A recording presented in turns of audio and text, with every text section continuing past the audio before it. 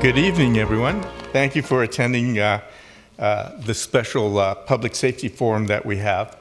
I want to extend a warm welcome to all of the members of the public joining us tonight, as well as elected officers, fellow commissioners, and city and county staff who are with us tonight.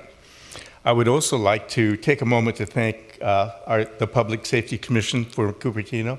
Vice Chair Rajaram, could you stand up and be acknowledged? Thank you. And I also would like to thank our city liaison, OEM manager Tom Chin. Tom, thank you. Together we strive to make Cupertino a safer and more resilient community.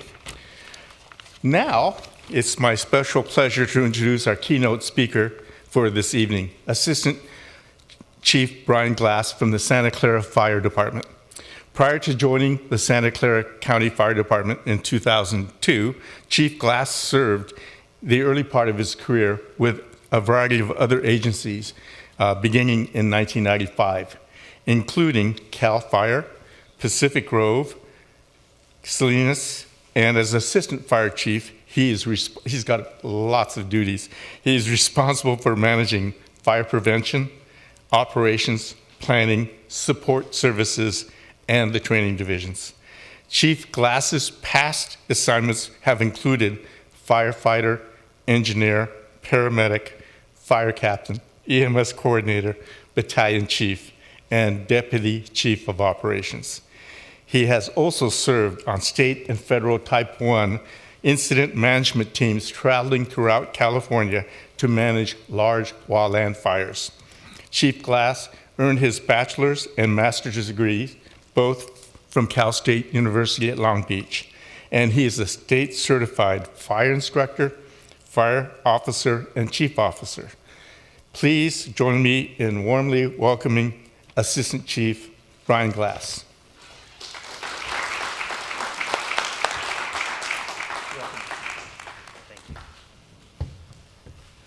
Well, good evening, everybody. Thank you for joining us tonight. My name is Brian Glass. I'm the Assistant Fire Chief for the Santa Clara County Fire Department. It's my pleasure and honor to be here to speak to you all tonight about public safety in the city of Cupertino. And if I can remember how I'm supposed to navigate here, I will kick us off. We're going to start first with a video. This is an overview video of the Santa Clara County Fire Department. It's about 4.5 minutes long, and it talks about our all-risk, all-hazard mission. You'll see some familiar faces, including Chief Estrada and myself in this video.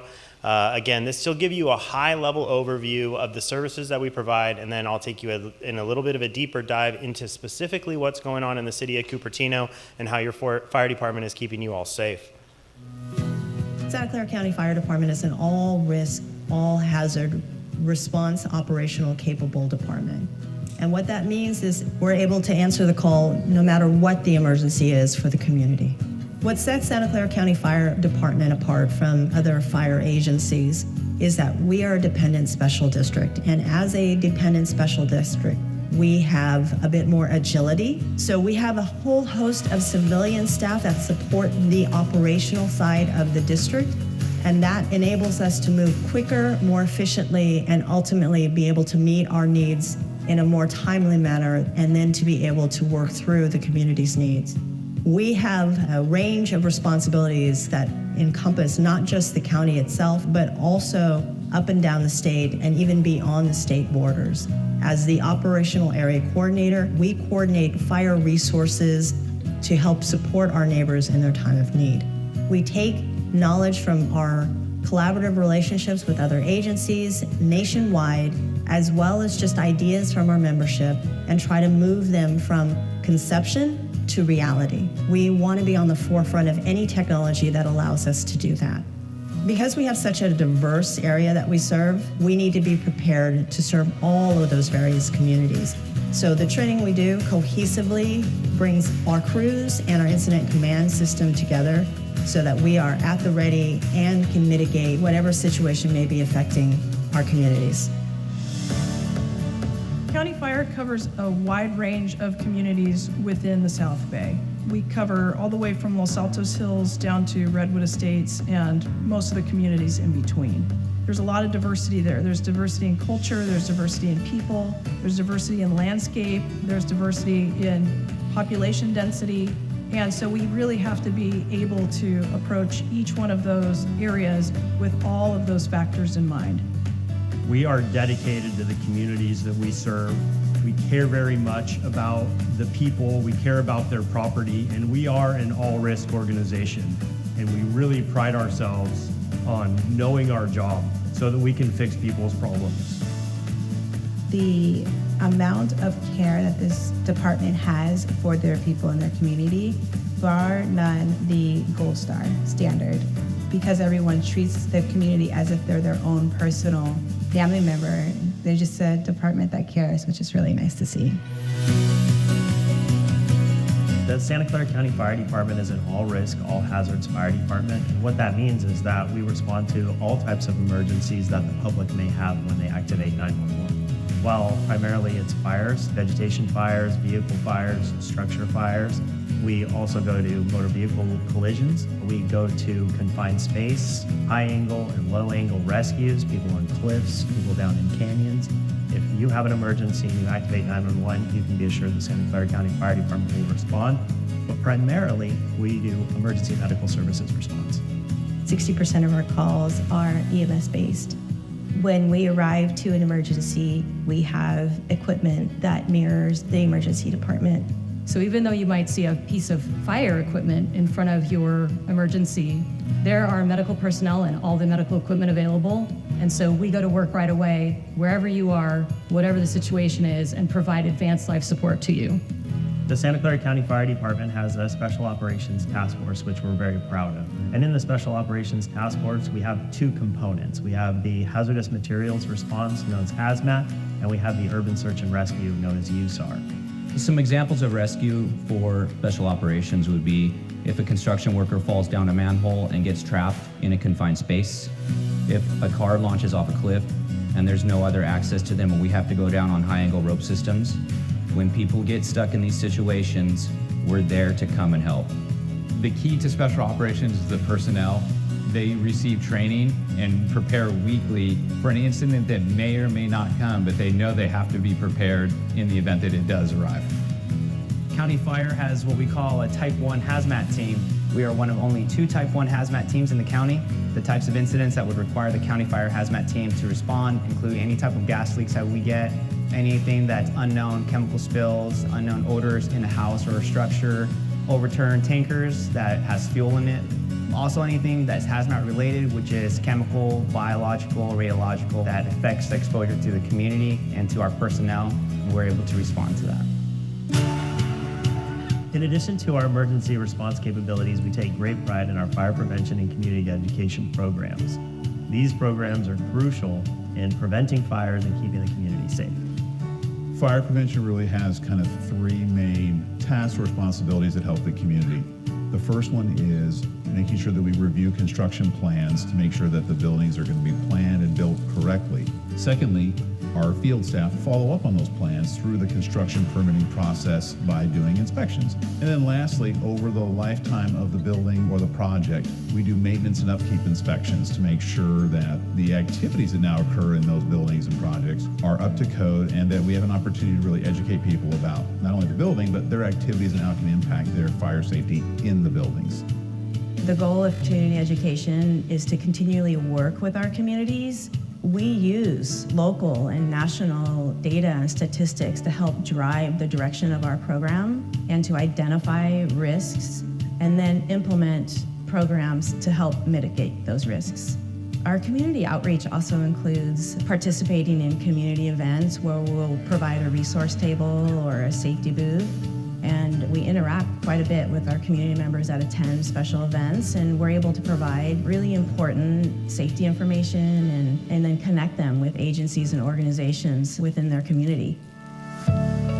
The work that we're doing today to evolve both our operational capabilities or our fire prevention work, our community education work, our fire marshal work, the work that we do at County Communications, the work we do at County Office of Emergency Management, the leadership that we show throughout the county in all ranks of the organization is something that we take immense pride of. And for me as the fire chief, I'm incredibly proud of this organization and all of its members at all ranks and everything that we're doing to prepare our communities and be prepared ourselves to answer the call in the future. Okay, so that high-level overview talks about the organization. We've crammed a lot into that 5 minutes. And again, our fire chief, Suwana Kirkau, could not be here today, but that was her narrating this video, kind of articulating the mission of the Santa Clara County Fire Department. So in Cupertino, as you can see on the screen, Cupertino has 3 fire stations assigned to protect the city. And in those 3 fire stations, we have 5 staff pieces of equipment. Engine 71 and Truck 71 located on Stevens Creek and Torrey. That provides our primary response vehicle is the fire engine. It goes to all the calls that we have for service, including primarily our EMS calls that you talked about. The truck company might be the one that you see around town, the hook and ladder, the large ladder on top, individual driving in the back. At our Seven Springs Fire Station on Rainbow and Seven Springs Parkway, we have engine and hazmat 72. You saw that in the video. Our hazmat team is a Type 1 hazmat team. It is available for mutual aid deployment throughout the state of California and within our county to help our neighboring agencies out. But because of all the tech industry that we had in the Bay Area in the late 90s and early 2000s, there was a risk for hazardous materials release within the community, and this program started there, and we've just continued to grow that program over time. And then our Monta Vista Fire Station, which is also on Stevens Creek, but up by the quarry, it responds to medical emergencies up in the Stevens Canyon area, and that's a single engine up there. Many of these stations are cross-staffed, where we have the primary response crew on one engine, but if the type of emergency dictates that we take a different fire engine or a different type of fire engine, we have the ability to pivot and move from the Type 1, which is the structure firefighting engine that you saw in the videos, to some of our wildland-specific vehicles. And both Cupertino Station and the Monta Vista Station have that capability with our wildland-type fire engines. We call them a Type 3, that's a little bit technical. It's because of the wildland urban interface risks that we have here in the city of Cupertino. So the wildland comes right up to the city limits, and in some parts of Cupertino, we actually have what's called wildland intermix, where the actual fuel is in and around, the wildland is in and around the structures.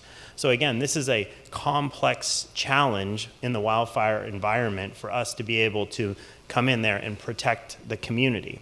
So again, a lot of the challenges we have on one side of Cupertino with the wildland threat is contrasted with the high-rise component that we have in the Stevens Creek and De Anza corridor. Some also high-tech buildings like the Apple headquarters, high-rise buildings, and some of the upcoming project developments that we see within the community. We've been very closely monitoring and watching what is going on with the old Valco site. Some incident statistics as we take a look at the call volume in Cupertino. This is the total number of calls in 2023. It was 4,330 calls within the city of Cupertino that folks that live here activated the 911 system and a fire engine from Santa Clara County Fire Department with our partners from the Sheriff's Office or our ambulance partners responded to. And you can see the breakdown.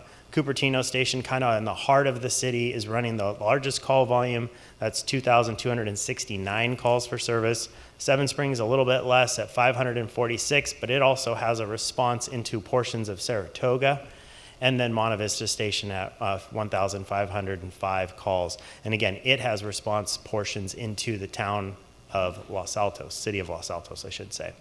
Again, the bar graph kind of indicates all of the communities that we serve. Beginning with Campbell on the far left, it is our highest call volume, followed by the city of Cupertino. So again, Campbell is much more dense than Cupertino, and we have less fire apparatus, so they are busier. So again, you can kind of track those numbers as you go across. Followed by Los Gatos is the third bar, Los Altos is the fourth, and so on as we cover it. It's kind of hard to see those city names at the bottom.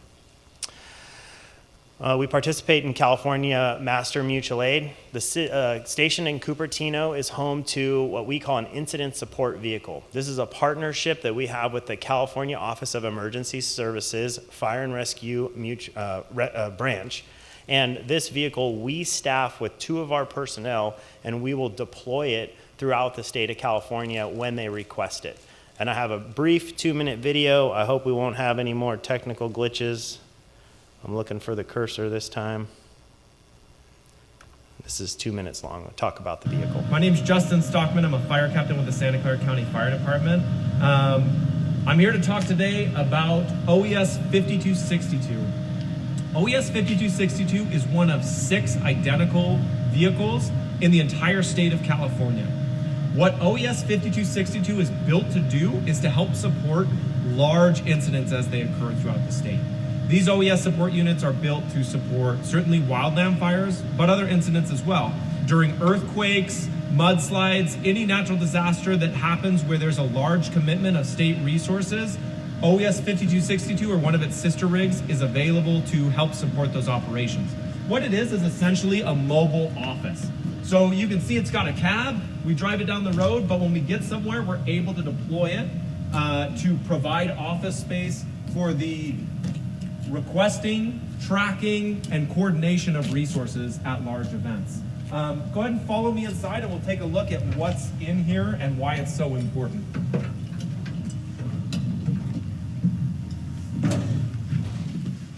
So this is one of 2 office spaces aboard OES 5262. And although it doesn't look very exciting, what happens in here is critically important to responding to major disasters in the state of California. If you think about how many resources, how many fire engines, firefighters, helicopters, airplanes, bulldozers, hand crews it takes to fight a modern California wildfire, the coordination that happens in these 2 offices is absolutely essential to the success of the battles against these large incidents. OES 5262 helps track resources from the time they're dispatched to their arrival, to their actions on the fire, to their eventual demobilization, so they can be released to go help at other large incidents. So OES 5262 is one of 6 of these rigs that is available in California. Santa Clara County Fire Department is endlessly proud to be one of the 6 agencies entrusted with housing and staffing one of these vehicles. And we're proud of the relationship we have with the California Governor's Office of Emergency Services in operating it. So mutual aid, master mutual aid is how we fight large-scale wildfires in California. And this is just one of the vehicles that we have within the fleet at the Santa Clara County Fire Department that is available to the citizens of Cupertino in the event of a local emergency. So if we had a large-scale disaster within the city of Cupertino, or even a small to moderate-sized wildfire where we were going to go into what we would call an extended attack that's greater than 24 hours, we could mobilize this resource so that the command staff could come in and have a safe and effective place to, as Justin said in this video, order, track, and demob resources to fight that fire. Again, your firefighters participate in Master Mutual Aid. The vehicles from Cupertino will respond to fires in Southern California. We've responded to Oregon, we've been to Nevada. Again, no one agency is capable of fighting these massive wildfires, and so we need to continue to work together collaboratively with our other firefighting partners. And we do that through the Master Mutual Aid system. Currently, we're approaching a red flag condition tonight where we're going to have high winds and high fire danger with low humidities. We're going to see the potential for a public safety power shutdown from PG&E. And those drive us to make critical decisions about resources within the operational area. So we're going ahead to beginning today and up staffing. We're adding additional firefighting resources throughout the county of Santa Clara to be able to not to respond just to fires within our area, but to fires anywhere in the county. So we can bring the weight of the response quickly to the scene to keep fires small. And so that's a really good strategy for us. And so right now, vehicles are participating with firefighters, approximately 25 of them beginning today, and they'll be on for the next 72 hours available to respond to any of the wildfires during this red flag event.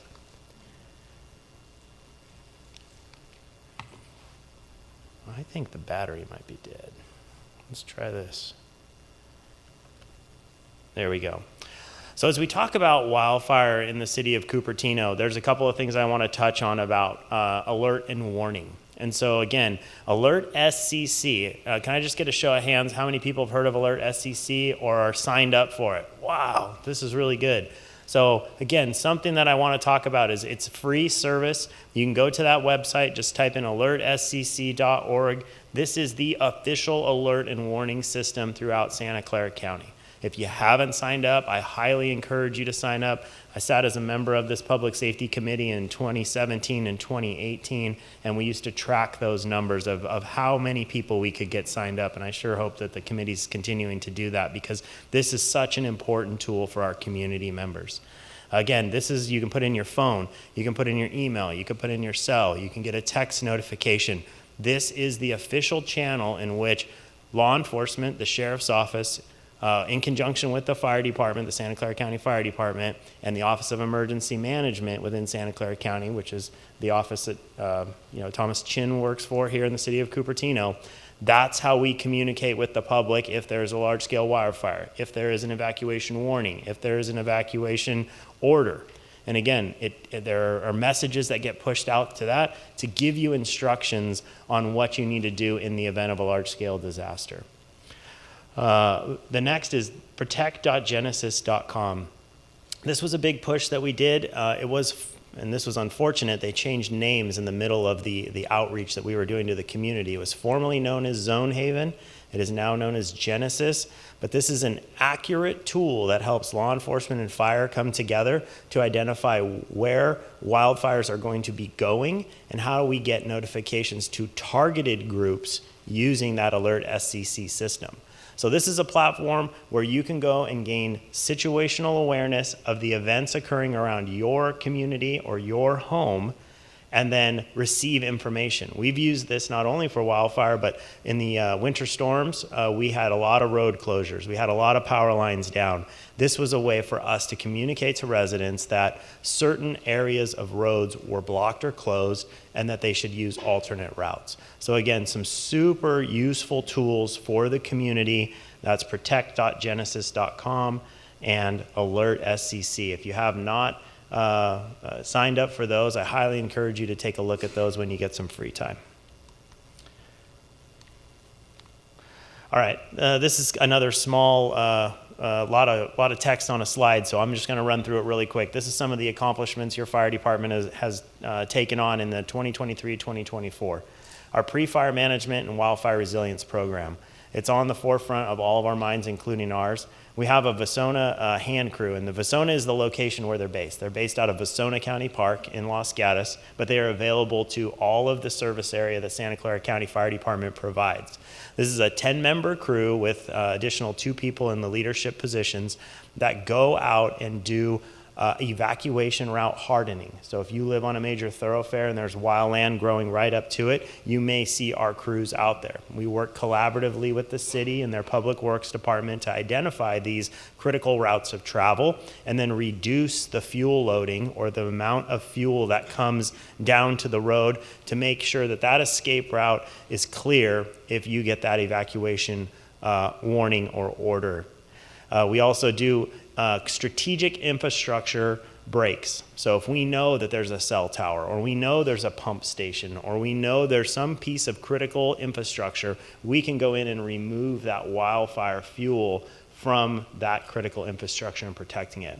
The other use for this on our resilience program is to get out there and harden areas that we know there are problems. So if we need to find a ridge where we would like to strategically hold the fire from moving, we can go in and do a strategic fuel break, where we go in and we reduce the amount of fuel that's in that area, which allows firefighters to have less of a flaming front as it approaches. We're using some really interesting tools. We're using a lot of LiDAR. That helps us go in and take a look at how dense the fuel is. And then when our treatment is and our team goes in there and reduces it, we fly it again with LiDAR and we can see the reduction.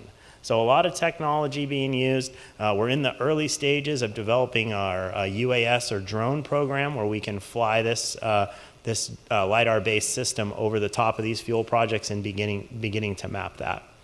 As you can see, we've completed 7 of these fuel break projects just this year alone, and that's throughout the jurisdictions that we serve. They're not all here in Cupertino. Many of them were in Saratoga last year, Pierce Road, Prospect Road, Bowman Road. And again, we're in the process of completing the Community Wildfire Protection Plan. This is a plan where we sit down and we take a look at what community risks are really prevalent in each jurisdiction. So we have 7 jurisdictions that we cover throughout the service area. Cupertino is one of them. It is the largest. And so we're in the processes of finalizing that CWPP, or Community Wildfire Protection Plan.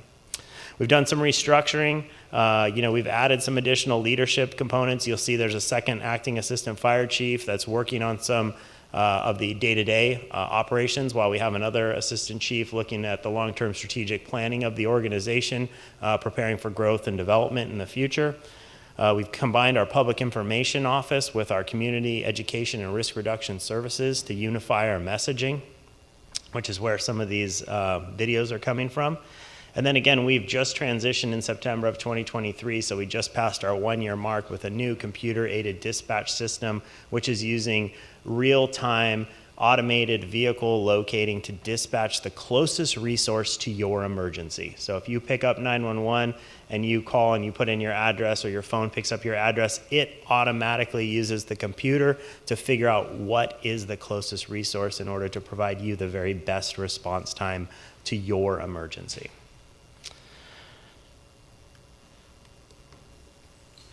I talked about the Vasona crew. I want to give you another 3-minute video. Just basically, it's very high level, and it will show kind of the strategic fuel breaks and articulate some of those things visually, what I just spoke about.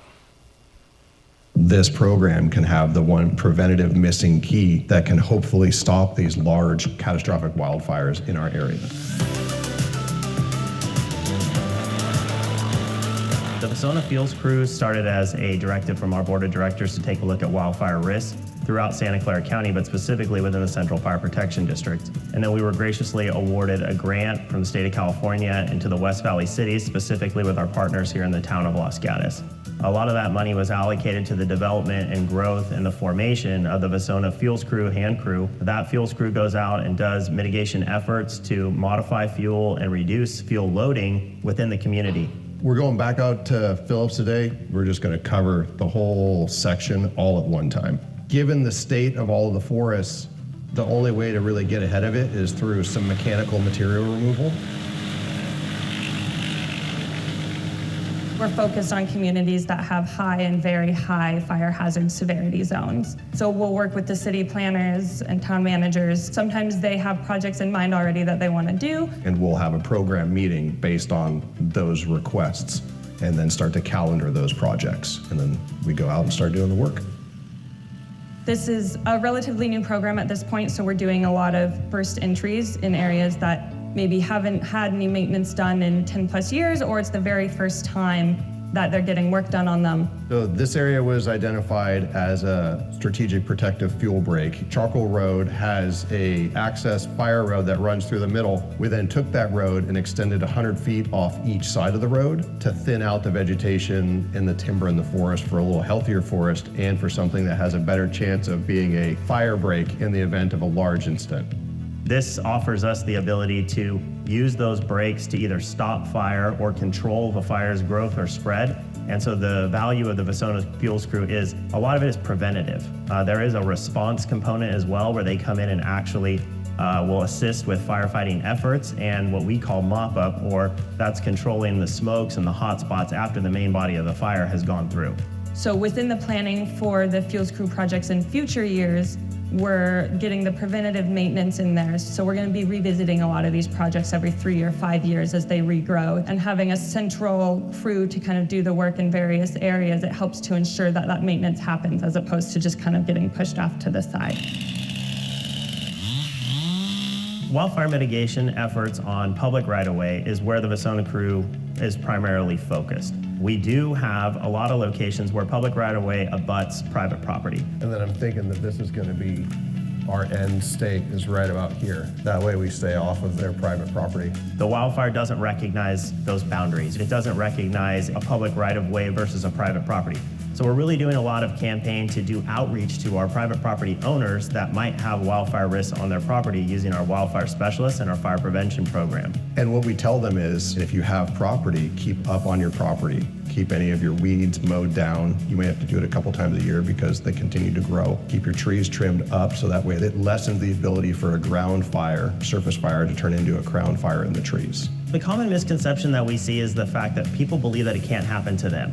And that's one of those misnomers that's out there, that wildfire is a risk for all of us living in Santa Clara County. Just because we have the bay here and we have a coastal influence, it doesn't change the fact that wildfire is still a risk in our county. And so we really want to try to educate our constituents that live within the Central Fire Protection District to take action to help mitigate the fuel problem that they might have on their private property. We will do our part to help mitigate the public right-of-way where we can with the Vasona Fuels crew.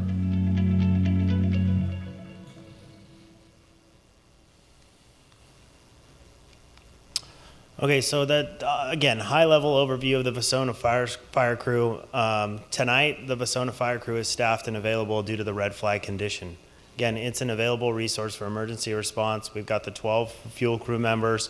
If we get a wildfire tonight, they will be out there cutting hand line and protecting our communities. If we have they can cut hand line around strategic breaks, they can cut hand line around your house. They have the ability to get in there and do that critical, almost surgical work that we need to do during a wildfire event. And it's a different mission than once the fire is burning and we're spraying water on it.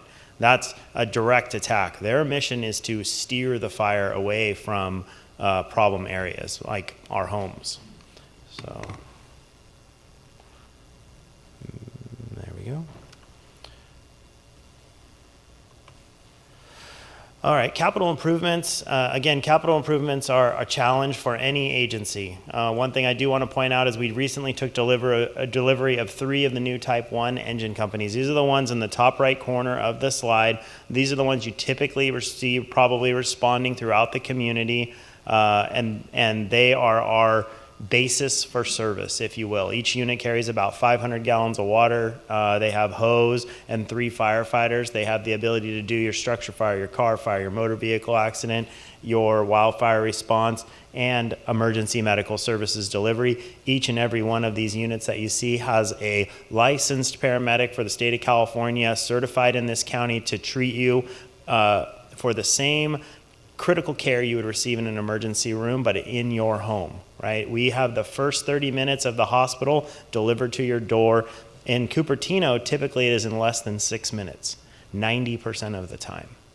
So again, very, very high level of medical service that we are delivering literally in your living room or at your home when you activate 911. And then from there, our partners from EMS come in with the ambulance, and our paramedics can choose whether or not they want to continue care in if your situation is extremely critical. That would give you 2 paramedics, one on the ambulance and one on the fire engine, going with you, treating you at the hospital and delivering you to that definitive care. One of the big things we're really focused on is how we look at our carbon footprint and sustainability. So our fleet replacement program is including the addition of hybrid vehicles. We're looking very closely at fully electric vehicles, but our zero fail mission does not allow for us to have electric vehicles at this time. We really need to assure that we have that service delivery completed from time of alarm to the time we arrive at your house. The infrastructure for the fire service is not in place to support 100% electric fire apparatus. We have met with vendors, we have test drove them, we have seen them at our shop facility, but until that technology develops a little further, we need to make sure that our apparatus are able to respond to those critical calls.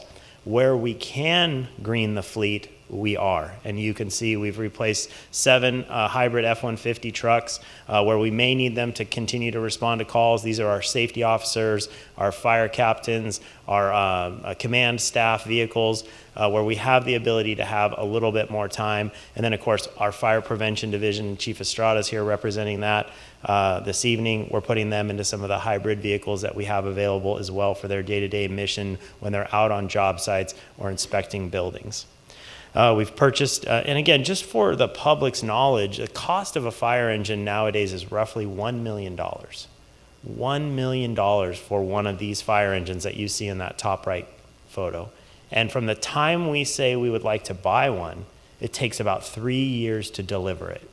So we really have to do a lot of strategic planning and really some strategic budgeting as we look to make sure that the fleet apparatus replacement program is healthy and strong. This vehicle here will have a frontline service life of approximately 10 years. And so we start to figure out what it needs to take so that we have that next fire engine arriving in that 10 to 11 year mark. They then go on to serve in a reserve capacity for an additional 10 years.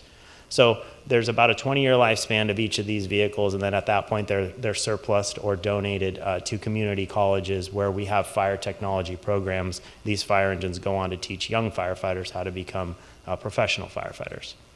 So some of those that we're purchasing right now is Rescue 73, which is a vehicle that will be assigned in the city of Saratoga, Truck 74, which is a unit that will be assigned in Los Altos Hills, and Water Tender 76, which is in the city of Los Altos. Cupertino has recently received a brand new engine at Cupertino Station, which is Engine 71. The tiller truck there is about 2 years old, the hazmat is 1 year old, and the engine is 5 years old at Seven Springs and 5 years old at Monte Vista. So mid-life span. So the fleet is very, very strong in the city of Cupertino.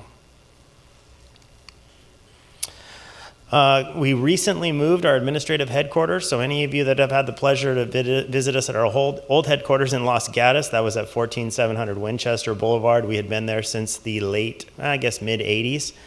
We've recently moved into the city of Campbell, which is an area that we provide service protection to. So if you need anything from the fire department, you're more than welcome to visit us at 1315 Dell Avenue in Campbell. And that includes co-locating our fire prevention division. So if you're doing any kind of building remodel plans, you're looking for a CPR class, some of those things that are of critical importance to communities, we can be located there at 1315 Dell. We welcome you all down there.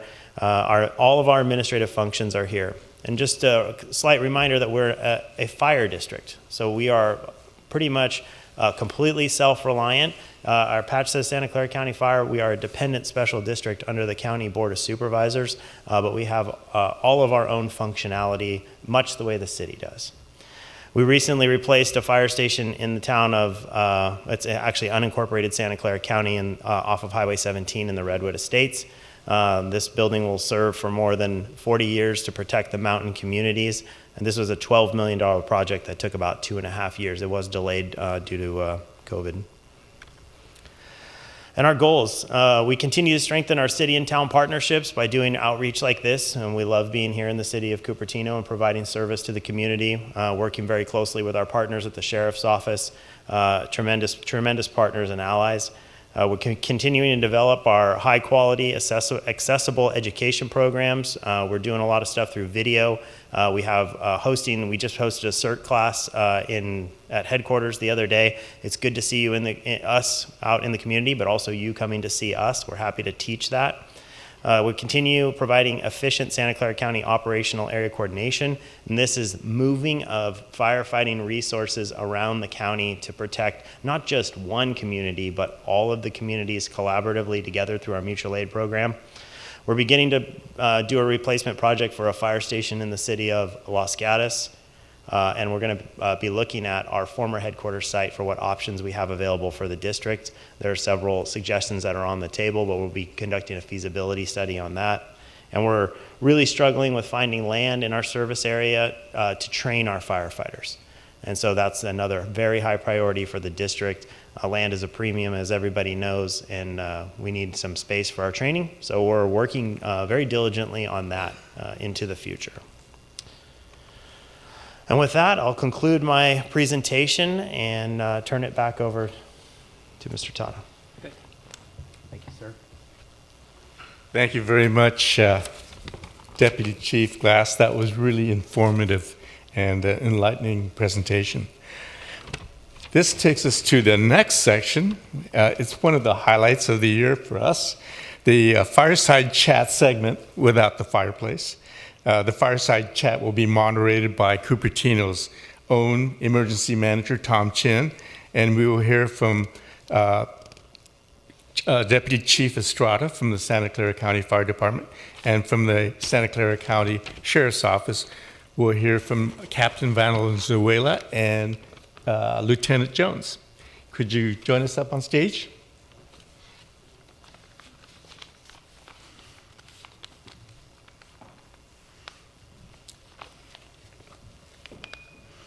Thank you, gentlemen. You could take it away.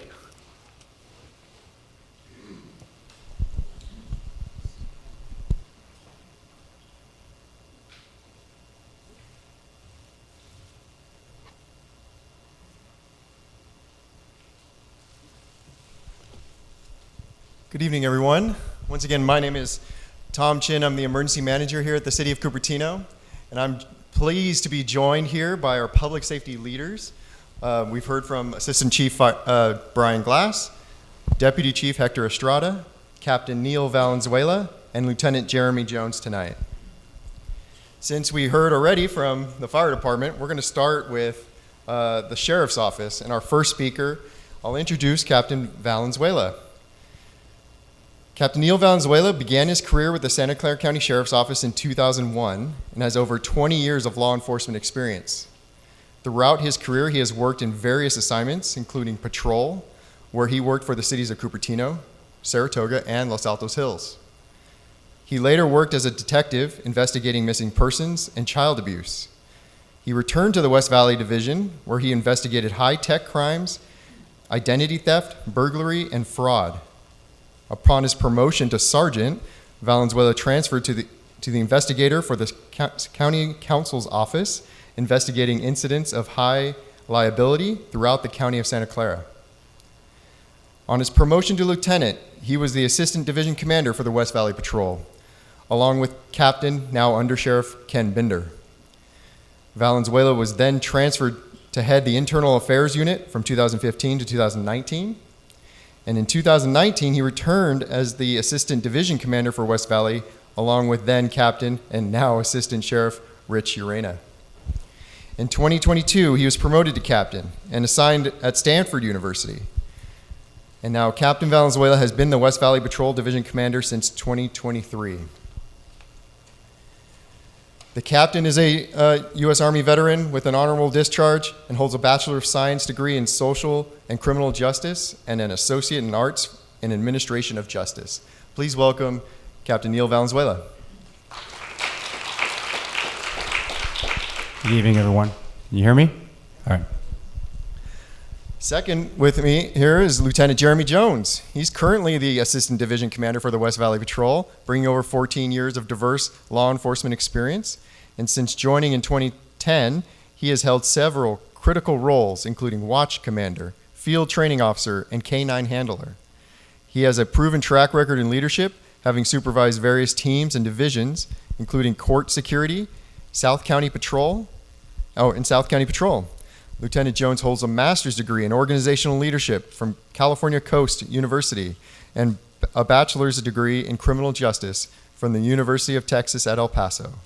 His extensive training includes certifications in critical incident management and multiple post-instructor roles. Please welcome Lieutenant Jeremy Jones.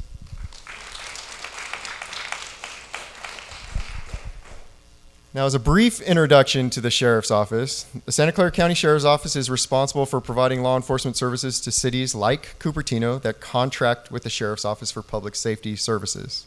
The office handles a wide range of responsibilities, including patrolling neighborhoods, responding to emergency calls, conducting criminal investigations, and managing crime prevention programs. In addition to law enforcement, the Sheriff's Office also operates special units, such as traffic enforcement and crime suppression. With that background in mind, Captain, Let's begin talking about Cupertino's current crime trends. Cupertino has recently reached a 10-year low in crime, which is great news for our community, but we always say one crime is one crime too many. Can you review the annual crime statistics and talk about how the Sheriff's Office has achieved this reduction while also discussing the work still left to do for the safety of us all? Absolutely. I think we have a slide here with some of the statistics of our, just giving you guys a 3-year comparison of where we're at with crime in the city. Starting off with our robbery. A lot of people sometimes think that breaking into somebody's house is a robbery. A robbery is when you take something from somebody else using force or fear. A lot of these robberies that we have here are essentially shopliftings that go a little bit bad when they start using force to steal some of the items. So the numbers you see up there are some of the are also related to some sort of shoplifting using some force. And you can see where we're at essentially right now with 21, which is a little bit higher than where we want to be or where we were at this point in time. But again, it's mostly shoplifting incidents that turn a little bit violent. The other numbers I hear, you see residential burglary. Residential burglaries is always a big thing with our residents. We're always trying to go out and do community outreach and public education so that we try to protect ourselves in our homes. And you can see just a 3-year comparison right now. And I will go over some crime prevention tips in the next slide and just give you guys some information on how to harden your home and hopefully prevent a residential burglary. The numbers down below, commercial burglary, those are burglaries that occur within a commercial or business district. So those are things where people commit burglary like at a shopping mall or a shopping store like Target or something like that. Vehicle burglaries is essentially when somebody breaks into a car. You can see the 3-year comparison again on that. And we're doing better than we were before, but we always try to do some public outreach with that, letting people know not to leave valuables in their car in plain sight, purses, laptops, etc. Even a bag, even if it's empty or it may be empty, people may think there's something in there. They'll break the window just to take it. The other number right here below that is grand theft. Grand theft is just a crime statistic that we use of anything that's stolen over $950. So if you steal something that's more than $950, it's considered a grand theft. As you can see, we're doing better than where we were before, but still have a lot to work on that. And a lot of those grand thefts are also retail crimes where people steal more than $950 at a business. Auto theft, our numbers are pretty low. Again, but waking up in the morning and having your vehicle stolen is not a good way to start the day. So we try to encourage people to lock their cars, turn their alarms on, prevent those kind of things from happening. Vandalism numbers are right below that, and as you can see, the numbers underneath that, which is still where we have a lot of work to do, and I think it's probably an underreported crime, is identity theft, forgery, and fraud. A lot of times people fall for scams online and they feel like they feel ashamed for falling for something like that and don't report it to us. Please call us so we can document it and possibly find the people associated with that scam or that fraud or the identity theft. So just give you guys a rough 4-year comparison of where we're at with the numbers, and I'll switch to the next one just to show you guys where we're at in total crime over the last 10 years. As you can see, overall crime these are total numbers of where we're at. So these include all vandalism, identity theft, and everything that you saw in the last graph kind of put together. We are at a 10-year low.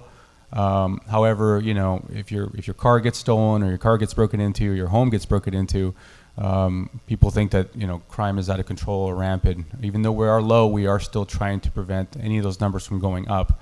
So we're doing everything we can, working with the city, who has been really instrumental in ramping up the neighborhood watch program, so we can go out there and get the neighbors involved and get everybody involved, so that you can prevent some of these things from happening, and calling us when anything is suspicious in your neighborhood, or when you see a suspicious vehicle or a suspicious person.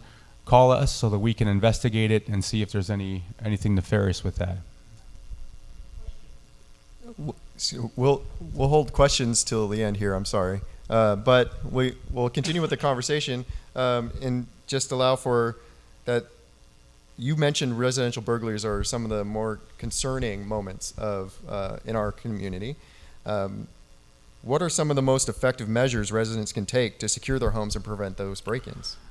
Residential burglaries are having happened to a person just once is one too many. It's a violation of privacy. People feel some sort of violation of privacy. It's somebody's in your home, somebody's ransacking your drawers and going through your personal items. And what we're doing is we're going around and we're telling people the trends that we're seeing out here and how you can prevent being a victim of residential burglary. Right now, what we're seeing a lot of is people breaking in through rear sliding glass doors. And what they're doing is they're breaking the glass so that they can walk in. They know that most alarms are set to trigger when the doors are opened, and so they're not setting off any alarms. We're encouraging residents to install shatter or glass alarms so that if the alarm hears like a glass shatter, it'll immediately call us and dispatch us to the incident. We're also looking at some people who have told us that they've installed a protective film on their rear sliding glass windows to prevent it from shattering out completely, so it'll just break but it won't come out, or the glass won't come through. That's been effective in some cases, so we're throwing that out there for people to look into that. But again, the biggest key is having an alarm system that will report if somebody breaks into your home, and making sure you turn on that alarm system so that it notifies us if somebody breaks in. Even if you're just going to the grocery store or going to be away for a few minutes, the alarm system needs to come on. When my kids leave the house just for a few minutes and they don't turn on the alarm system, I kind of give them the third degree and say, you got to turn it on every single time, even if you're just going out for a few minutes. We also encourage residents to know their neighbors and their cars and the people that are associated with them, so that you can report suspicious activity. If you see a vehicle running that's unoccupied, if you see a vehicle that keeps going back and forth down the same street with the lights off, give us a call. It may be a lost person or a DoorDash person trying to deliver some food, but at least we can get there and make contact with that individual and make sure they have a right and to be there and what they're doing. If you have any questions at all or not sure about how to secure your home, the sheriff's office will come out to your residence at your request and provide a free security update or some security guidelines for your home. And we can give you some advice on how to harden your home if you need to install cameras or lights or other things. And we'll have a deputy come out there and just go over a checklist with you and just give you some tips. Also, if you are storing any valuables in your home, we encourage residents to not store them in their master bedroom. It seems like the thieves are only targeting the master bedroom. They're only targeting cash, jewelry, expensive handbags, something they could steal right away and get out. They're only in there for a few minutes and out. So if you have a safe or valuables, we encourage them and put them somewhere else if you can. If you have a safe, encourage people to install it in a different room or a different area than your master bedroom. And last, working with the neighborhood watch group, if you're going out of town or you're going to be away for a while and you trust your neighbor, maybe having them keep an eye on your house, you can also request a patrol check from the sheriff's office online. Give us your address, the times you'll be gone, dates you'll be gone. Our deputies will come out. We'll check your house while you're gone to make sure that it's safe and secure. Thank you, Captain. As we transition back, I'll take a quick opportunity to let everyone know that we do have a microphone on the left-hand side, left of the stage and right of your seating. At the end of our discussion here, we will have an opportunity for questions and public comment. So if you have any questions, please remember them. And I apologize, sir, but please remember them and we'll address them at that time. I'll turn back to the fire department and I'll introduce our second fire speaker, Deputy Chief Hector Estrada. Chief Estrada began his career with the fire service in 1997 with the San Jose Fire Department. We won't hold that against you. Rising through the ranks of the firefighter to deputy chief. And as Deputy Chief of Fire Prevention with Santa Clara County, he manages all aspects of the department's prevention programs, which include community risk reduction and education, enforcement of the fire code, fire investigation, hazardous materials inspections, and plan review fire protection engineering functions. Chief Estrada's past accomplishments include the development of technology-based solutions for the fire service, including deployment of mobile technology into the field and implementation of records management systems. Chief Estrada's early professional life was in the private sector and as a business owner. Now, Chief, we heard already from Assistant Chief Glass about what the fire department does in extraordinary detail. What novel programs would you like to highlight in addition to what Assistant Chief said, and that the Santa Clara County Fire Department has introduced in recent years to better serve the community? And are there any new technologies that the residents should be aware of?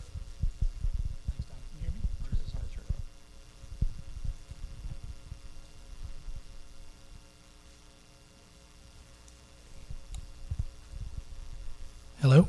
Thank you. So yeah, technology programs, right. Thank you, Tom. Glad to be here. Very happy to be here and talk to you about some of the things that we are doing. Chief Glass did cover he covered so many things that we do. Once again, we're an all-risk department. What we're doing is really coming up with new ways of doing things for the fire service. I'd like to highlight a couple. One of the AVL system, or the one that part of our CAD system that allows us to identify the closest unit. The amount of precision that basically is this system is capable of to guarantee that you're going to have the closest unit, and basically the fastest response time is something that we've implemented, and we're seeing that it has an incredible ability to make decisions and put that unit out there, even when it seems like the primary unit could be just a little bit closer. It'll select the right one. One of the other things that we've done, and I'm going to shift over because a lot of the fire service roles, response, EMS, technical rescue, vehicle accidents, things like that, a lot of people already know about those. So I'm going to shift over to fire prevention. What we're doing right now is we're transitioning over with RMS systems and mobile-based or iPad-based applications to do inspections of all types. So one of the things that we did first after getting here is implementing an RMS system that allows us to do business inspections. So all our engine companies are tasked to go out, visit businesses, and make sure that all the conditions there are safe. So both to protect the assets of the business owner, but also to protect the lives and promote the safety of anybody who might be a customer or anyone else that might be coming in, with the primary goal of reducing any kind of risk, loss of life, injury, and also the property. So that's one thing that we're doing. We have the ability to capture at the actual location all of the details for an inspection. We can send emails immediately to the business owner with every reference that they need, and then it comes back into our system, and we can comprehensively tell exactly what kind of efforts that we are basically, where are we spending our time? What are we finding? What's the nature of those things that we're finding? So being able to pivot and make decisions on how we use our inspection staff, or even our uniform staff in the fire stations, and tell them, hey, focus on this. So set priorities, and that way we can be in as many doors as possible and have a really targeted and strategic approach to how do we get the highest level of safety within the community. Next, a different type of inspection that we have, our WUI, or our wild and urban interface. We have been tasked, we have about 9,000 inspections annually that we send people out the notices. So you may have gotten a WUI notice that says, hey, vegetation in your area is something that is during the summer a high hazard, so please accomplish the following steps in reducing the amount of vegetation that you have. So this is really a coordinated effort throughout the state for us to try to decrease the risk of wildfire. We have a mobile-based unit, or a mobile-based system that also is used by engine companies and our DFMs, our deputy fire marshals, that identifies properties that need to be inspected. We have an inspection time frame, and we can manage all of that in a very efficient way so that we know exactly where we need to spend time. And there's even a way for the community members to offer an opportunity to come out and maybe help a neighbor. So these are the things that we really like to be able to focus on during those times of higher fire threat. And then we also have just instituted a system to make sure that we're testing fire hydrants. And one of the things that is one of the biggest issues if we went out is to not have water that's necessary in order to fight a fire in a structure. So we have a normal process that we've always followed, and that is to have fire engines go out, test the systems, make sure they're online. But now we actually have a real-time system that allows us to identify where hydrants are out of service, contact the water purveyors. It comes back to our system, and they even show up in the fire apparatus to tell us that there's a hydrant out of service. This can save critical minutes when it comes down to responding to an event, and then they can make a strategic pivot to go to the next water source. So these are very important things that have recently been implemented. They're all mobile-based technologies, and they all really just come down to the primary goal of making sure that we're ready before the incident or before the time of need. With that, I'll stop there. Thanks, Chief. And as, again, Chief Glass mentioned today, we're in a red flag warning. We're in a high wildfire risk environment. And we've heard from you about, it sounds like, really maximizing our use of resources, using technology, using the department and its initiatives as a tool for maximizing our resources. Our residents can also do something to help mitigate some wildfire risk. Can you give us an example of something that a resident or strategies can use to protect their own neighborhoods and homes, especially in areas near open spaces? Sure, thanks, Tom. One of the things I think I could recommend that is actually something that I do is the Firewise communities. So there's a coordinated, very well-structured program that allows individual residents to come together and really act as neighbors. It allows you to go in, focus on your own property, identify those priority things that will help you and your property survive the threat of a wildfire. It will also give you the framework and a calendar that says this is when you want to accomplish some of these things. So it identifies the need, and it also offers opportunity for someone to come in and help you identify areas of concern that you might have. It'll evaluate roads or any other types of areas that might need some attention, so that we can make sure that fire apparatus can get into your neighborhood or your home. The wild and urban interface and the intermix areas are very challenging for us sometimes. Luckily, we have an extraordinary amount of expertise when it comes to a mutual aid system, and we have so many firefighters at County Fire who've been out there, and they learn and bring home more information and more knowledge every year. So when they're faced with these types of things, if you did your work, then it makes their job much easier, especially when you are marking your fire hydrant, or your fire hydrants are easy to find. You're doing the vegetation management around your homes. And I'll just stress one more thing, and that is the 0 to 5 zone around your house. Most houses that are lost are burning after slow creeping fires have reached them when nobody's around. So these are the types of things that you can also go online through Firewise or FireSafe and look up those types of things that you can do in order to harden your home and basically just put the odds in your favor. Thank you, Chief. Especially paramount today and this weekend as we're into this red flag warning. I'll turn back to our law enforcement partners here to address some of the concerns of our local businesses who play a crucial role in the vitality of Cupertino. Captain Valenzuela, what are the most common crimes that affect businesses directly, and what strategies does the Sheriff's Office recommend to help prevent theft, vandalism, or break-ins? So, as you guys can see, and by the way, the city publishes all the statistics live every week on their website. So if you have a question or want to see what the crime stats are, you can always go on the city website to see what's going on. But it's no secret that we have an issue with retail crime, and the Sheriff's Office has implemented what we call a high impact team, which is a group of detectives assigned with a deputy district attorney who are specifically targeting the prevention, apprehension, and making sure that we prevent and apprehend all retail crime in the area. So when they have sting operations that they will do at certain businesses, they will work closely with the businesses to provide a lot of information on how to prevent shoplifting or mass theft in their stores.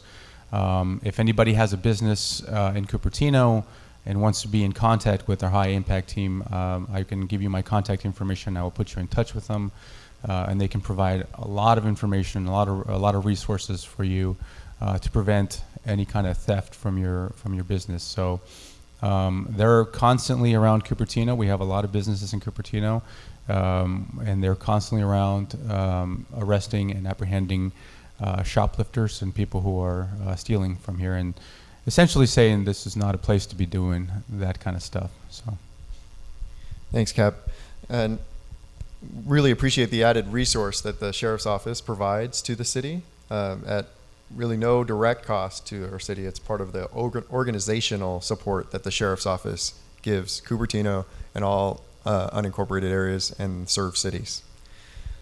Lieutenant Jones, not to leave you out here, but how can residents and business owners quickly report crimes or suspicious activity, and what is the typical response time from the Sheriff's Office?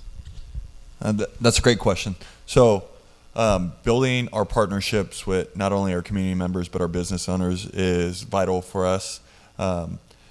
When we talk about maybe it might not be that big of a deal, or somebody is outside, or there's a vehicle going around, we encourage all business owners to give us a call. This is our job. So the steps we take is we are going to be more visible in our local areas, work with our HIT team to do sting operations where they might be undercover, they might be having a patrol unit visible in the area, but also our response times. We really focus on our response times and being available when we do get that call for service. So as you know, we have our dispatch center. So as soon as our dispatch center gets the call, kind of like the technology the fire has, we dispatch our units, our closest units, to those businesses. So we really try to cut our response times down to get there as fast as possible.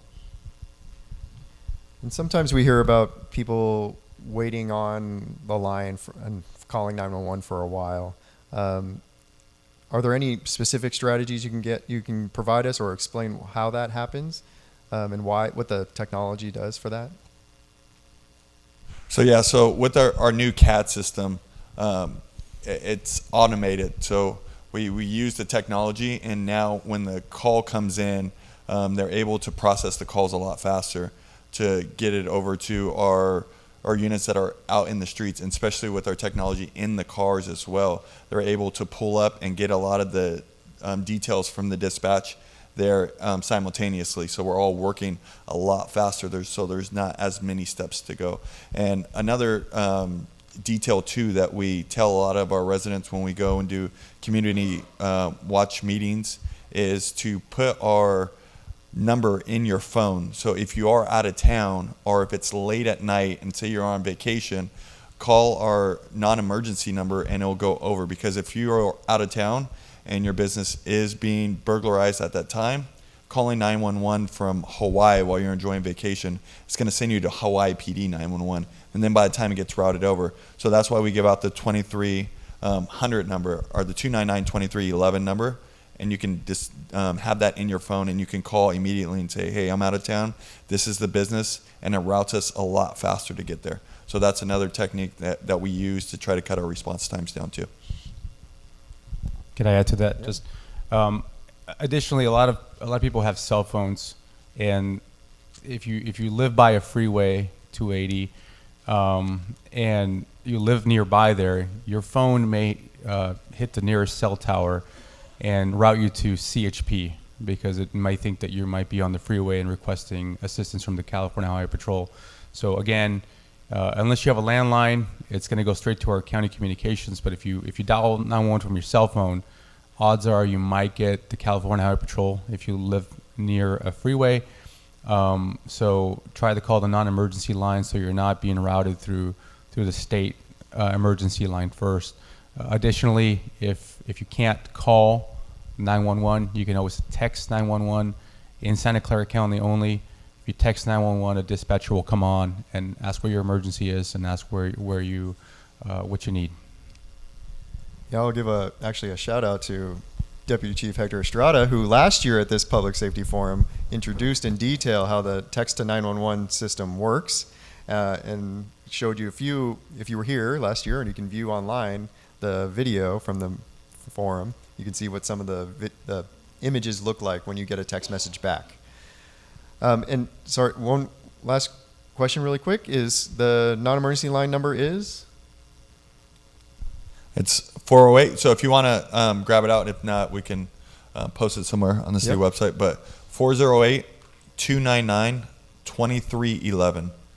And even though we say it's non-emergency, it's in the same call center. So as soon as we pick up, if it's emergency or not, they'll be able to filter that out. So it's a direct line to get us there, like the captain said, with a cell phone or if you are out of town. Great. And just as a personal note, I just used it the other night. So today happens to be a unique anniversary. Today is October 17th. For those of you that were here 35 years ago, which maybe a few of you may not have been around, but the Loma Prieta earthquake struck on October 17th, 1989. Given Cupertino's proximity to fault lines, earthquake preparedness is vital. Chief, how does the fire department working with the community to prepare for a potential earthquake and any upcoming public education programs or drills planned? So a lot of the work that goes in advance of having to respond to a large-scale event like an earthquake really happens actually in coordination with the city governments. Folks like Tom, I know that we have been getting together, and the sheriff's office. We meet pretty regularly when it comes down to it. We have tabletop events where we go through pretty extraordinary and detailed scenarios. One of the things that is the goal is to make sure that everyone else knows what they can count on when it comes to fire or even law enforcement, and then the city employees and the city and the other participants and stakeholders have a good opportunity to start understanding how the process would work.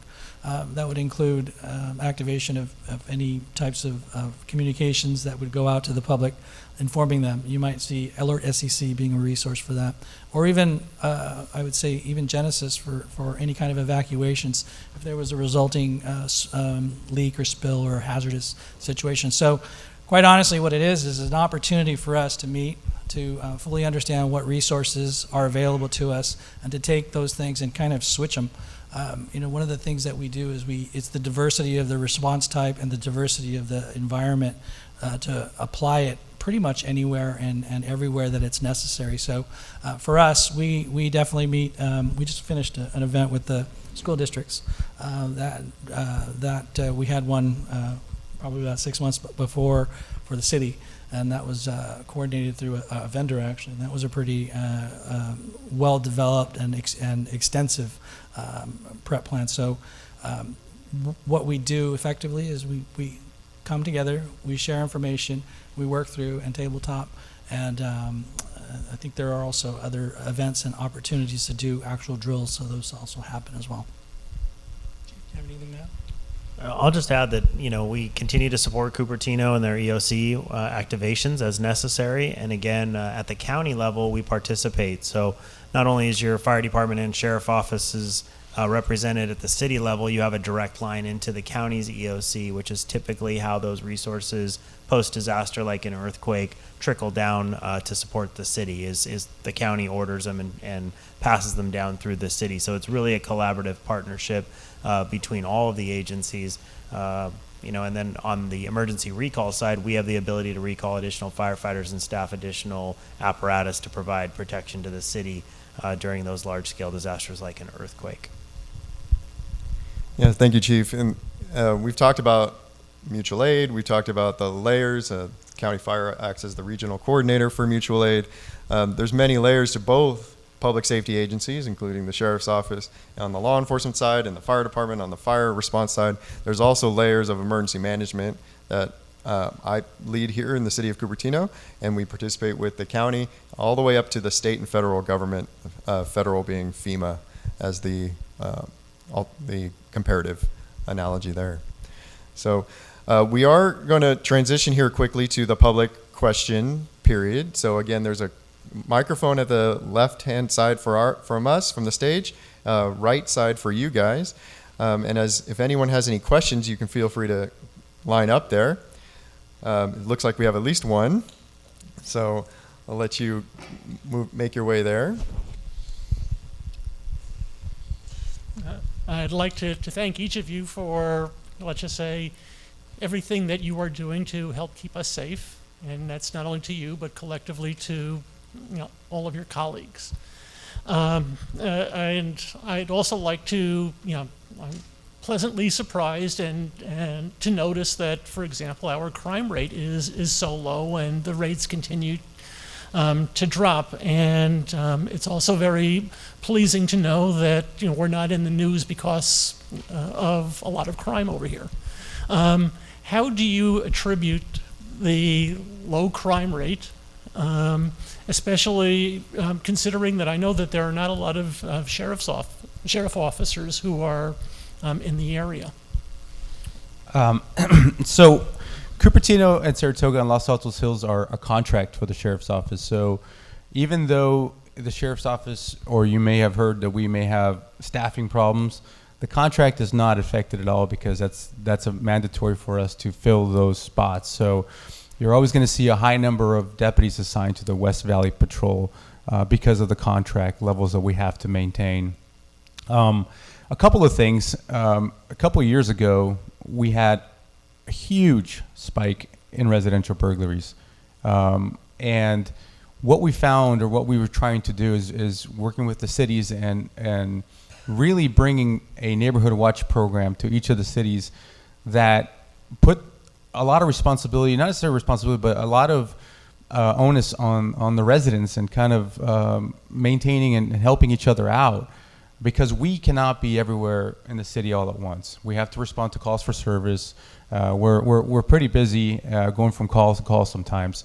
So, we wanted residents to know each other, get together with your neighbors, and really understand, who lives in your neighborhood and reporting suspicious activity to us. That started bringing the numbers down slowly and gradually. Additionally, we use targeted enforcement prevention deputies. So when we know, for example, a weekend, a holiday weekend, those are times where we get hit sometimes. So what we do is we add additional patrols purposely to respond to alarm calls and to be deterrents for residential burglaries, and drive around neighborhoods and be visible, and just to let people know that this is not the area you want to mess with. There's a lot of cops here. So we target our prevention with some of the statistics that we have with when the burglars are occurring, and adding additional patrols there. Additionally, with our grant that we received with our HIT team, adding additional deputies that are just focusing mostly on commercial and retail crime, but that's more people around, more deputies around in the city as well too. So you start seeing those numbers reduce, and again, educating the public on how to prevent some of these crimes. We had a problem with catalytic converters a couple of years ago, and people started, seeing that and started doing things to prevent that. And you saw those numbers go down, and eventually. So that's what we'll continue to do is continue work with the public and with the city, and making sure that people understand that crime is still out there. It's not gone away. It is down, but we can always do better. And I think we can all help each other to try to bring that number, down further. Yeah, and if I can add to my experience with deputies. We have Captain Valenzuela and Lieutenant Jones here in front of you, the leaders of the West Valley Division. But we have an extraordinarily dedicated group of deputies who are both experienced and compassionate providers of law enforcement in our city. We are very lucky to have this unit with us in Cupertino. With a few comments of reference, Neighborhood Watch. Many of you are block leaders in the room. Some of you who may not be I'll point out in the lobby, next to the sandwiches and drinks that you hopefully enjoyed, is Marta Drown, who's out there. If you're interested in joining, the Neighborhood Watch or Block Leader programs, please visit Marta in the lobby. Next. Good evening. I've had people approach me at Target to ask. They ask me to watch their things. Is that anything that is unusual or something that should be brought to your attention? And then another person approached me in Whole Foods and wanted to give me a thumb drive to put in my computer so that I could get these free movies. And I'm just wondering, I know, right? And I'm just wondering, can you talk a little bit about those kinds of people that are kind of iffy or sketchy, if you will, please? Thank you.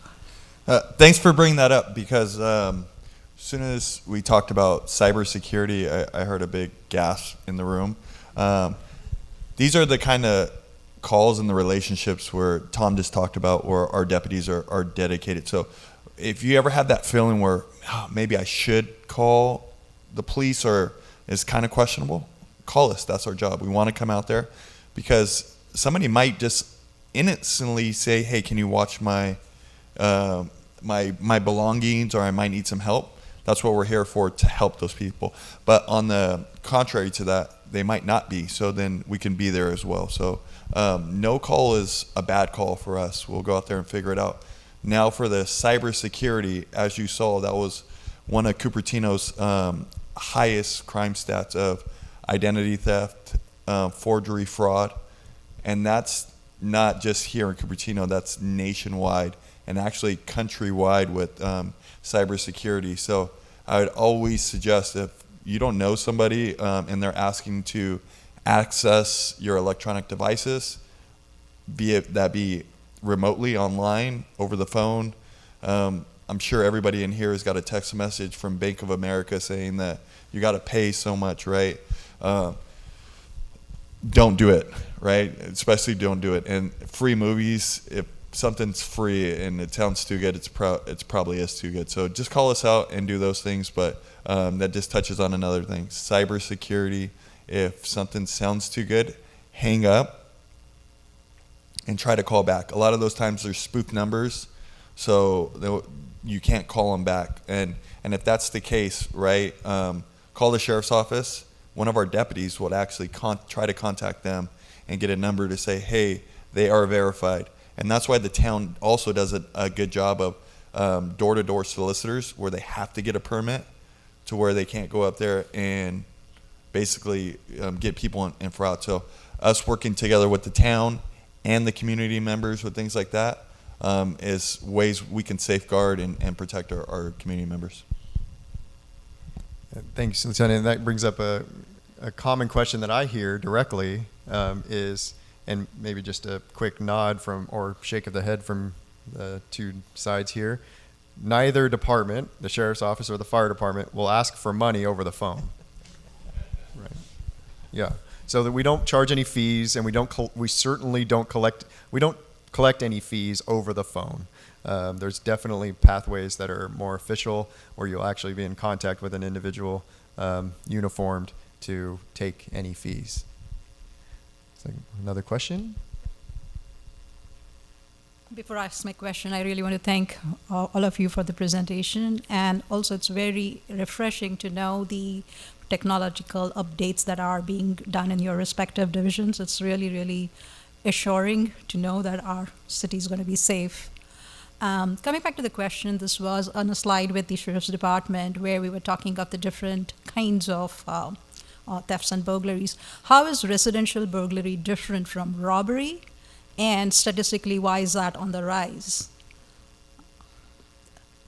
So they're just different. They're just classified as different crimes. So kind of explain it to you in layman's person's terms. If I go up to you and I pickpocket your wallet from your back pocket and you don't realize I stole your wallet, right? That's just a theft. That's a grand theft from a person, right? If I go and I grab your wallet and you realize I'm stealing your wallet and you grab my hand and now we're struggling for the wallet, that now just became a robbery. Because now it's including force or fear. It's the same thing if I go and shoplift, or if I go into a Target and I grab a couple things and I'm walking out and I'm not stopped by security and I walk out, I committed shoplifting or a theft. If security says, hey, put those items back, and then I try to go around them, and then we're now in a little struggle for the merchandise, that's become a robbery. A residential burglary essentially is somebody breaking into a residence to steal something inside the house.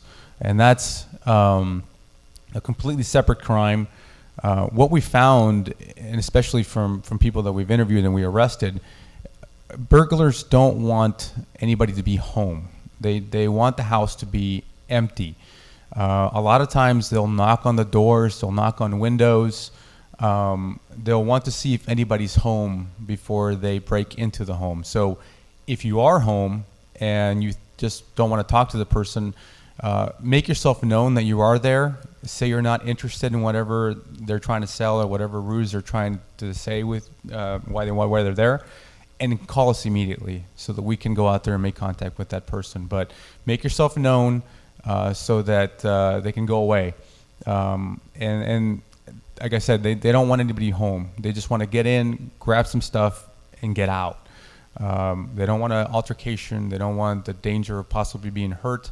So we encourage people to call us if you see somebody knocking your door and asking for your directions or something like that. And then when we talk about on the rise, I think a lot of people post stuff on Nextdoor and a lot of times embellish a lot of like, oh, this happened here, this how I heard this happened over here. But overall, statistically, we're just not seeing that rise right now. Like I said, our numbers of burglaries are down. We're actually at a 10-year low. I was actually referring to the statistics that it was on the rise. I was talking to a specific statistics which said robbery, and that was the only statistics which was showing as going up. Yes, and I explained that at the beginning. It's because of the fact that when people are sometimes trying to commit commercial theft or shoplifting, and they're getting caught, they want to sometimes run or struggle with security, and just because of that, it's now not classified as a shoplifting anymore. It's now classified as a robbery. Thank you. You're welcome. And Captain, you mentioned something that is a common message that we have to repeat, and that's we don't take reports of crime on Nextdoor, do we? Yes, a lot of times people will tag us or they'll post something on Nextdoor and think that we have somebody watching Nextdoor. Nextdoor is a platform from residents to communicate with each other, free of government oversight, basically, right? So we don't have any access to see any of the stuff that's on there. We can push out information on Nextdoor. We can tell people, hey, there's going to be, or we can push out information, identity theft tips or burglary prevention tips or something like that. But we really can't. We don't really have the resources because we don't live in your neighborhood. So we're not going to pass the test of how to get an account on Nextdoor unless we actually live in Cupertino. But Nextdoor is a platform from residents to communicate with each other, free of any government intrusion. So if you're putting something on to report it to us, we're not going to see it. Please contact us at a non-emergency line or an emergency line if it's an emergency, so that we can respond and take that crime report. And I'll applaud in any social media platform that if you see someone reporting a crime or saying that a crime has been committed, and that first responder is, if that person says, did you call 911 or did you report it to the sheriff's office or law enforcement, I would applaud that in every platform. So our next question. Thank you. One of the topics that you haven't mentioned at all is the problem of homelessness and people camping in different places in the city. I know a while back there was the safety problem of the people that were near the old Valco site, and because of safety issues there, they were moved or relocated or something. But we do see occasionally the homeless people with the little encampments.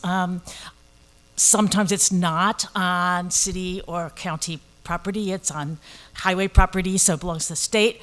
But sometimes it is within the city, like near Target or other key places. And sometimes it's just behind the bushes along the roadside, Stevens Creek or wherever. So do you deal with that, and how do you deal with it? What's the right thing for citizens to do if it seems like a person is maybe a little bit deranged? And we've got one that wanders around our neighborhood pretty frequently who just is always muttering about how unfair everybody is to him. Sure. And homelessness is a complex, regional, nationwide problem that we're all grappling with. Municipalities, counties, state, we're all struggling with how to solve homelessness. And the city operates a unhoused task force. It's a multidisciplinary collection of staff from multiple departments, partnerships with the sheriff's office, the county's office of supportive housing, and our nonprofit agencies in the city. And we do provide comprehensive services to unhoused individuals in Cupertino, both at encampments or people sleeping rough or in their vehicles.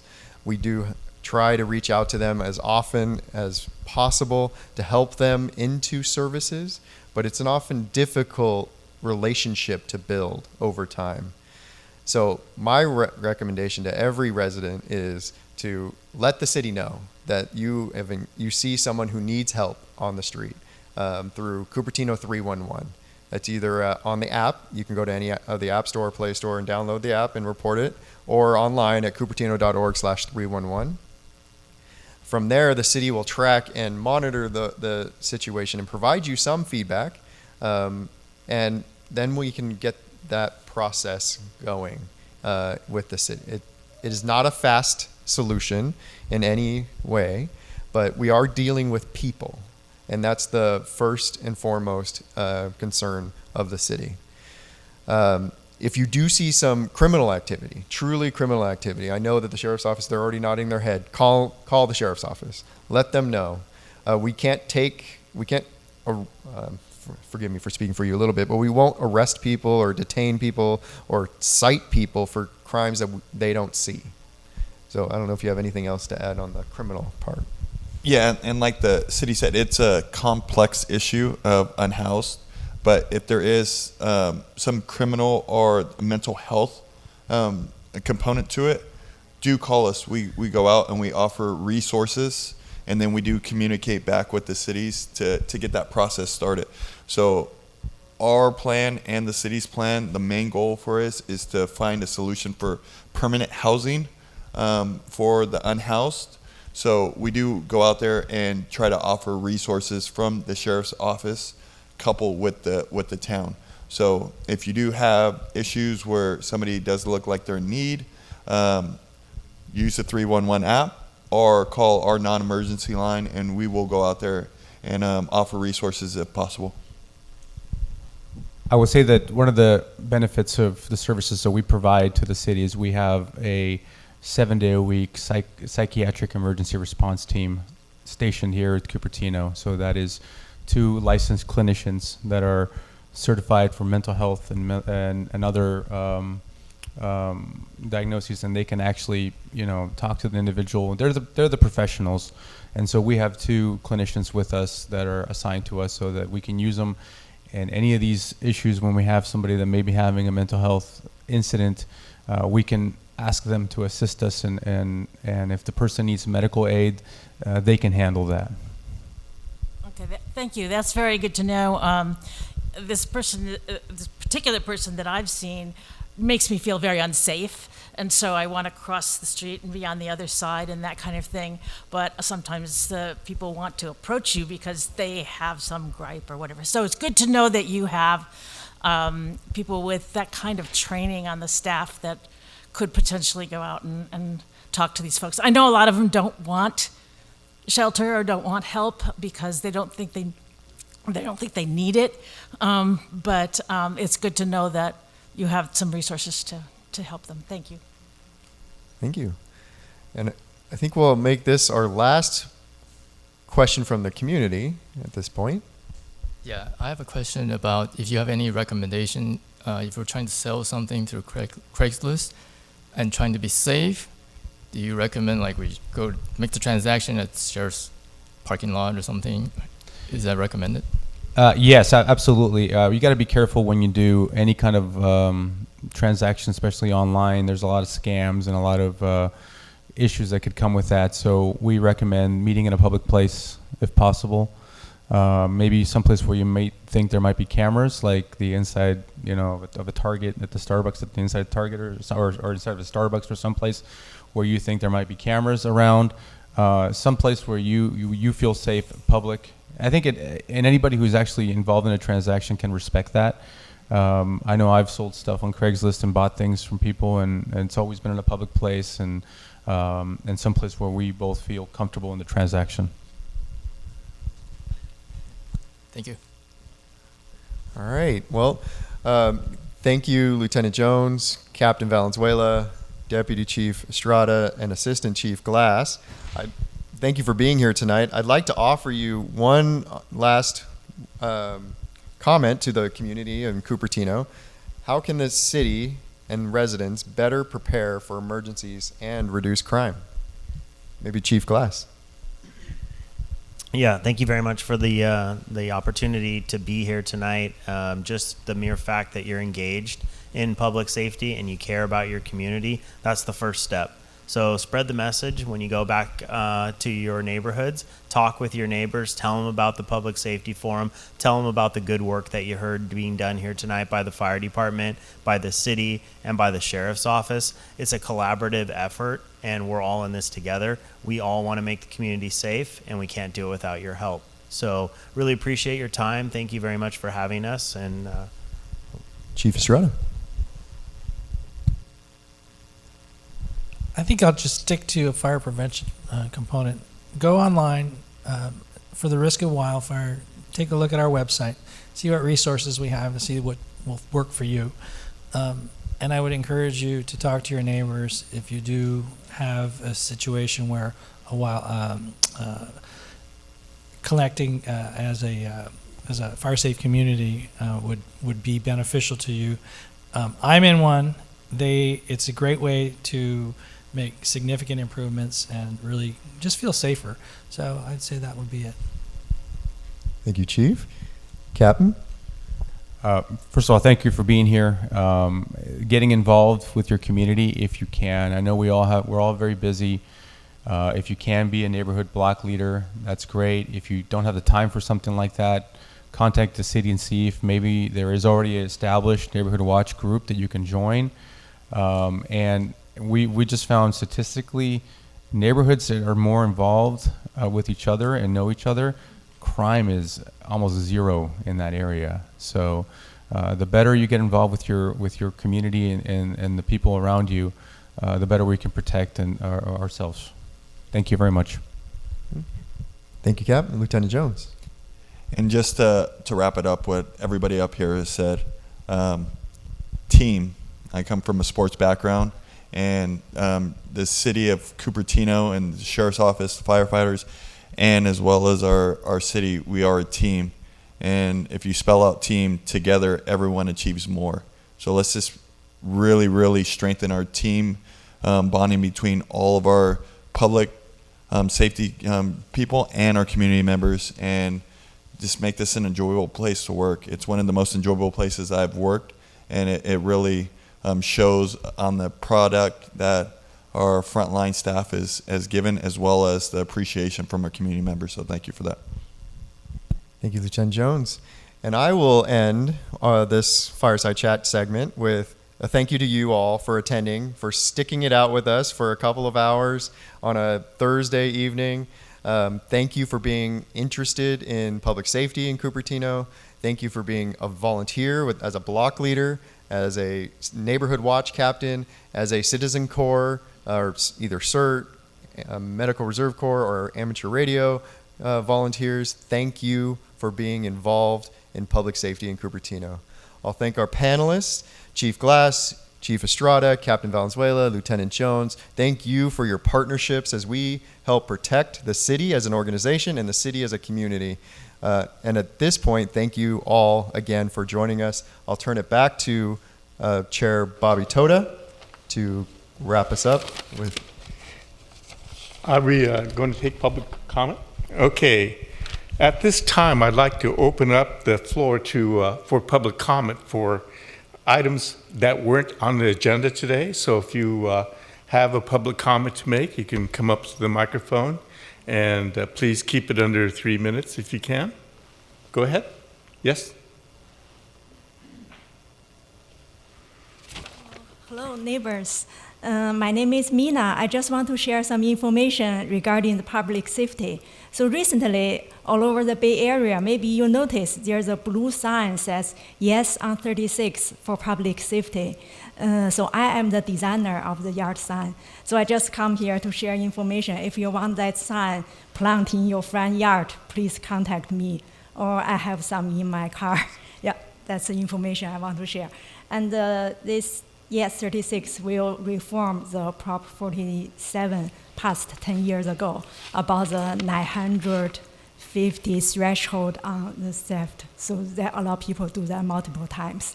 So this time, if 36 pass, we can reform the old proposition.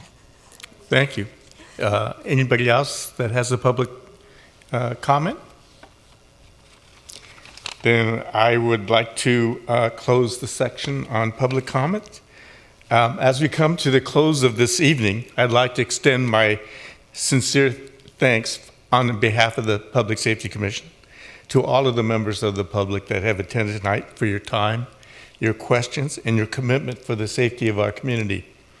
I'd also like to thank all of our panelists. Fantastic information, and I've always learned so much more by listening to these gentlemen speak. A special thank you to the entire Santa Clara County Sheriff's Department and the Fire Department for the critical work you do every day to protect our neighborhoods. To the Cupertino City Council, our city staff, thank you for ongoing support and partnership in all public safety efforts. Public safety is an ongoing effort. It requires all of us working together, from our local government to each and every resident. Tonight's discussion is just one part of that effort, and I encourage everyone to stay engaged and continue to contribute to this effort. Looking ahead, I'm excited to share that we'll be having a public safety fair. If you remembered in the past, we had the forum and the fair together, but we're going to have a standalone public safety fair either in March or April of 2025. This will be a great opportunity to learn more about emergency preparedness, meet our service providers and first responders, and explore resources available to the Cupertino community. Once again, on behalf of the Cupertino Public Safety Commission, thank you again for joining us. We look forward to continuing our work together. Have a safe journey home, and as always, be safe.